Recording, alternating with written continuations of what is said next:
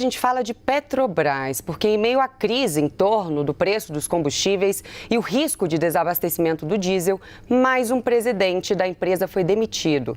José Mauro Ferreira Coelho foi dispensado depois de 40 dias no cargo. E a previsão é que o novo nome só seja anunciado em julho. Sobre esse assunto, a gente vai conversar agora com Wildo Sauer, ele que é professor de economia da USP e ex-diretor da Petrobras. Wildo, uma ótima tarde para você. Obrigada pela sua disponibilidade aqui na CNN nesse sábado. Eu já começo te perguntando se essa troca constante de comando na Petrobras causa algum tipo de instabilidade na estatal. O governo tem demonstrado que quer fazer algo, em relação ao preço dos combustíveis, principalmente, e se isso reflete de alguma forma na política de preço dos combustíveis.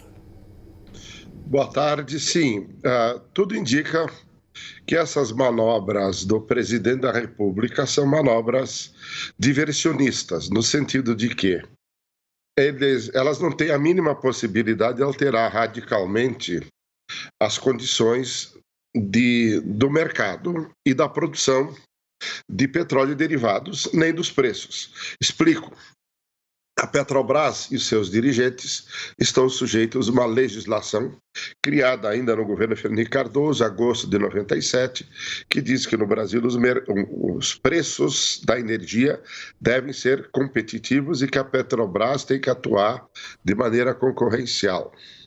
Mais ainda, ela não pode nem praticar preços acima dos custos de oportunidade, nem abaixo. Porque se ela fizer isso, ela está sujeita a sanções do CAD, e se ela praticar abaixo, sanções da CVM e da Securities and Exchange Commission, que velam pelos direitos dos acionistas. Isto não precisaria ser assim, a lei podia ser feita de outra maneira para repartir melhor o excedente econômico que o petróleo permite no Brasil, porque nós somos não só autossuficientes, como exportadores de petróleo, 1 milhão de barris por dia. Importamos, todavia, cerca de 400 a 500 mil barris por dia de derivados. Então, essa situação foi construída ao longo dos últimos tempos. O presidente da República deveria conhecer a legislação, assim como o ministro da Economia, assim como o novo ministro das Minas e Energia. Tudo indica que o governo tem adotado duas estratégias, assim, para criar confusão, tumulto e desinformação, para justificar, de um lado, o que ele faz, e, de outro lado, talvez tentar enganar a população e os eleitores por causa das eleições que estão vindo aqui. Eu explico. Sobre o ICMS dos estados. Os estados, ano passado, arrecadaram cerca de 41 bilhões de reais em ICMS sobre os derivados de petróleo, o que é muito. Mas o governo federal, só de lucros de imposto sobre a renda que a Petrobras pagou e de PIS com fins, arrecadou mais de 100 bilhões. De forma que, apesar de ele ter tido mais que o dobro de receita do que os estados, ele costuma dizer que o problema está nos estados. De outro lado, o presidente da República vem passando a impressão de que há uma má vontade do ministro de Minas e Energia, recém-demitido, que ficou com ele 3 anos e meio, o Almirante Bento, e os presidentes da Petrobras. A impressão que ele quer passar é de que ele está tentando resolver a questão, ele está tentando resolver o problema e que há uma organização chamada Petrobras e seus dirigentes que são contra o povo brasileiro. Nada mais falso do que isso. Eu acho que o presidente da República devia conhecer um pouco mais a legislação e as normas e cumprir sua obrigação de alterá-las. Eu explico por quê. Porque o excedente econômico no ano passado, o lucro foi de 106 bilhões, fora esse outro volume imenso de dinheiro que foi recolhido aos cofres do Estado, do governo federal, via imposto sobre a renda, royalties e participações foram cerca de 60 bilhões de reais, lucro, imposto sobre a renda, como eu disse, por mais de 40 bilhões, PIS, COFINS, quase 20 bilhões de reais sobre petróleo. Esse dinheiro todo, evidentemente, só aconteceu, e está acontecendo agora, porque o preço do petróleo está extremamente elevado por causa da conjuntura internacional. A OPEP costuma manter o preço, ela que regula o preço, porque ela controla todo o petróleo que é exportado, porque ela é a última supridora de última instância ela consegue manter o preço entre 60 e 80 dólares. Agora, por causa da guerra da Ucrânia e as sanções contra a Rússia, o preço acabou subindo para mais de 100, 105, 110 dólares. Então está essa circunstância toda montada aqui. O que eu tenho dito é o seguinte: o artigo 20 da Constituição, inciso 8, diz que os potenciais hidráulicos pertencem à União, portanto, à população brasileira. Isso inclui as hidrelétricas que vocês falaram há pouco da sobretaxa. Bom, o segundo item, que é o inciso 9, diz que o subsolo e, portanto, os potenciais minerais, incluindo petróleo e gás, pertencem também à União. O que tem acontecido é que, apesar da Constituição dizer isso, e da Petrobras ter sido construída historicamente no esforço da população, quando não tinha petróleo, porque com a descoberta do pré-sal em 2005-2006, nós nos tornamos não só autossuficientes em 2003, com o pré-sal, com o pós-sal, mas exportadores até agora. Nós exportamos 1 milhão de barris. O Brasil é um importante exportador. Agora, o ganho econômico disso, que é extraordinário, o ganho é elevado, que vira lucros, participações especiais, impostos sobre a renda e, acima de tudo, lucros para os acionistas, não tem sido redistribuído em favor da população brasileira. O ganho anual é mais ou menos 60 a 70 dólares por barril, 1 trilhão de barris por ano, desculpe, 1 bilhão e 100 milhões de barris por ano, que são consumidos no Brasil. Isso dá mais ou menos 60 a 70 bilhões de dólares, o que implica mais ou menos 350 bilhões de reais por ano, que pode ser repartido de outro jeito. Não só 100 bilhões de reais para os acionistas, como foi do ano passado, como lucros, impostos, royalties, participações para municípios que usam muito mal o dinheiro, estados também, distribuídos desigualmente, porque o petróleo todo o povo brasileiro, quem ganha royalties de participação é a União, uma parte, estados e municípios litorâneos apenas. Então isso tudo pode ser revisto. O Brasil tem condições de mudar rápida e radicalmente a situação. E, no entanto, o que o presidente da República faz é dizer que tem que demitir presidente. Eu estou preocupado agora sim, para entrar no ponto fundamental da resposta a vocês.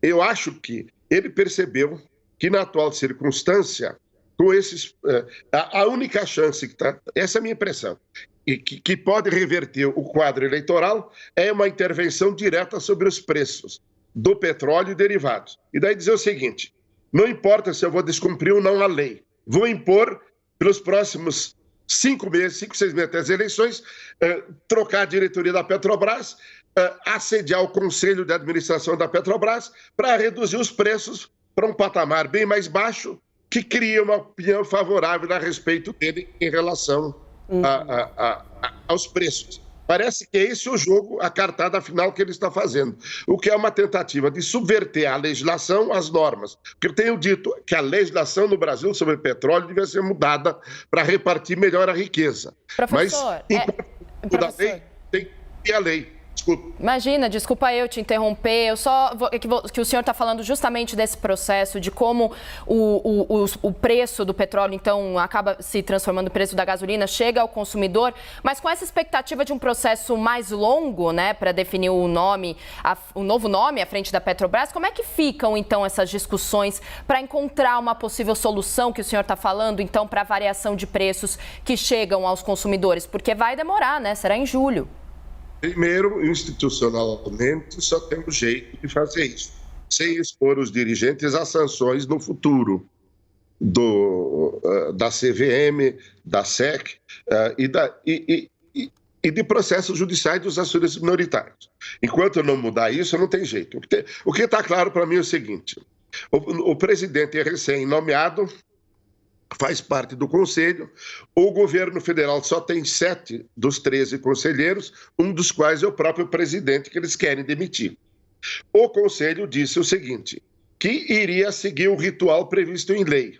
Então, que o governo devia mandar o currículo do nomeado ou dos nomeados para o Conselho, para que o Conselho, então, convoque uma nova Assembleia Geral assim que esses currículos tiverem passado pelo crivo para atender às normas e à lei vigente.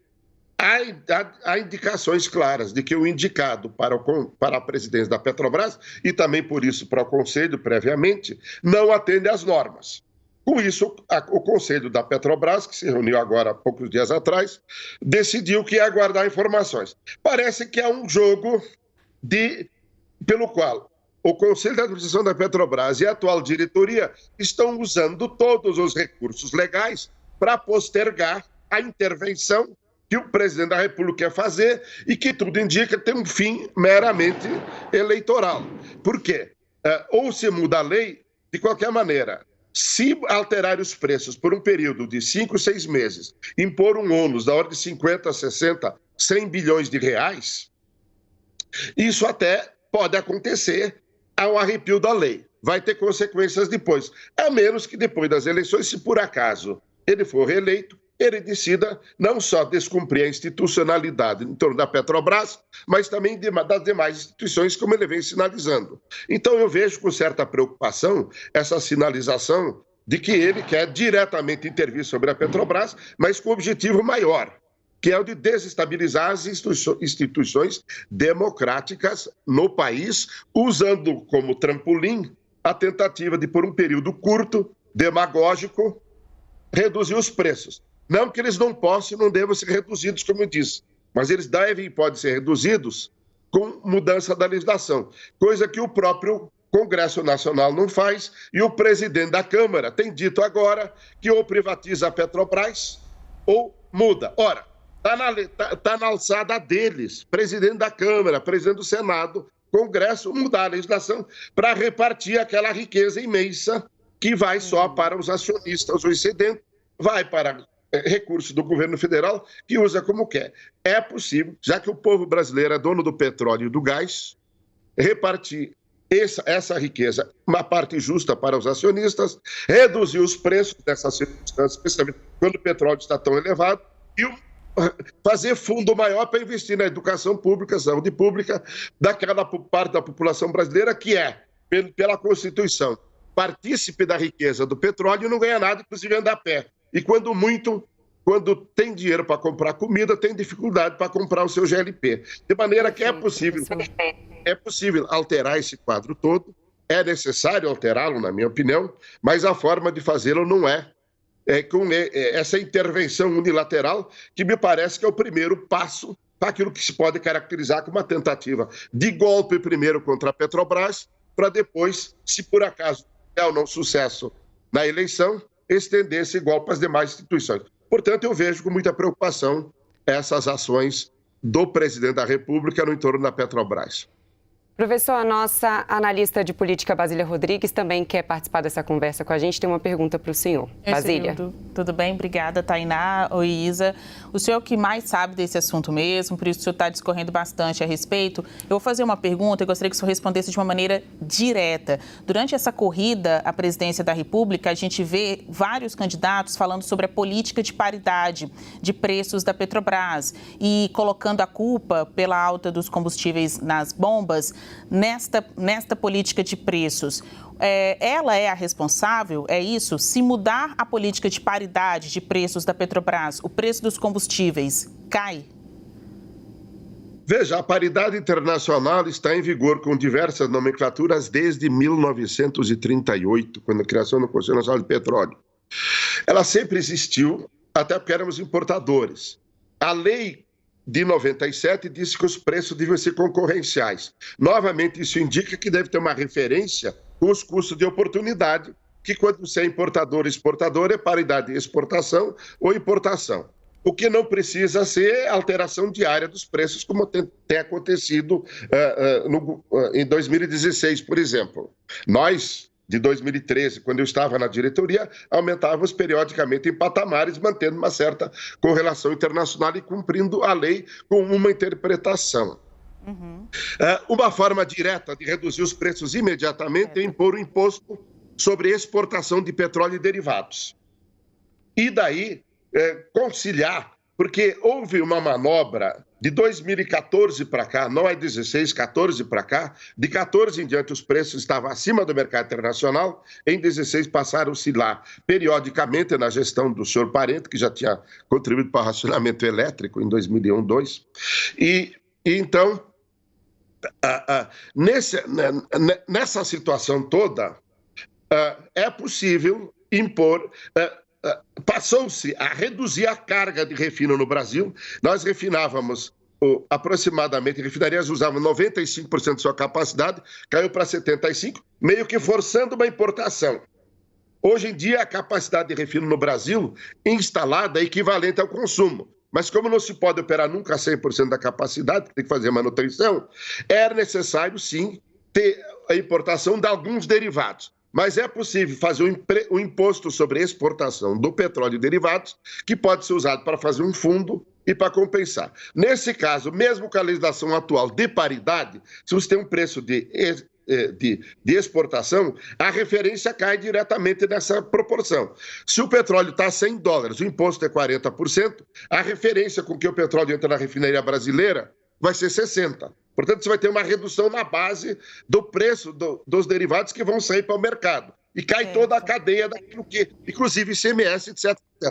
É possível fazer isso, mas tem que querer.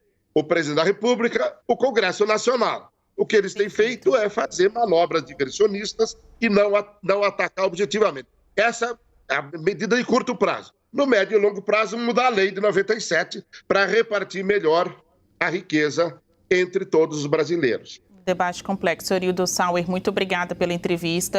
Acho que o senhor conseguiu esclarecer as dúvidas de todas nós aqui presentes. Professor Eurildo Sauer, professor de Economia da USP e ex-diretor da Petrobras. Foi realmente uma aula, viu, professor? Muito obrigada pela sua disponibilidade aqui na CNN nesse sábado. Estou à disposição de vocês. Muito obrigado pela oportunidade. Importante esclarecer e mostrar que há controvérsias e contradições, que há várias versões possíveis e interpretações sobre esse problema, que eu concordo, é complexo, e há muita disputa de interesses de vários grupos. Com certeza, professor. Com certeza. Muito obrigada, viu, pelas informações. Até mais.